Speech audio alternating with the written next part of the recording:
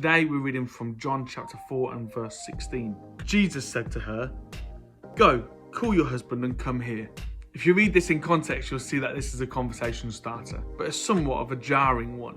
Jesus obviously knows that this woman doesn't have a husband, and so to ask her to get her husband and bring him is a bit of a sort of conflict-arousing statement or request.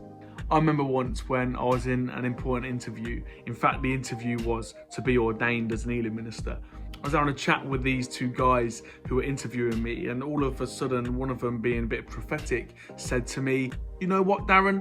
You're like a 14-year-old boy on the inside of an adult's body." I'll be honest with you, at the time I was like, what the heck? How random is that? But because I was trying to be professional, I just sort of shrugged it off.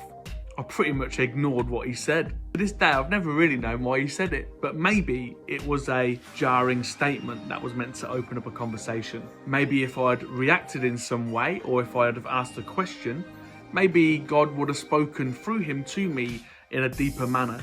The Samaritan woman in this story goes on to receive an amazing prophecy from Jesus, and it changes her life totally. In fact, a whole local village start asking questions about Jesus because of it. Maybe if I was a bit more inquisitive, I would have had one of those moments of my own. As a pastor, I'm really aware that sometimes I'm the one delivering some of those jarring statements.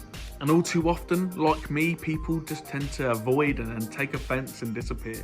When maybe if we was a little bit more inquisitive, wanting to grow in God, wanting to go with God, maybe there's a good chance that we could have gone a little bit deeper that day. Maybe today you've been at the hand of someone who's a little bit jarring, and I can encourage you today to be more inquisitive. Ask some questions. Why not try to learn something from this experience?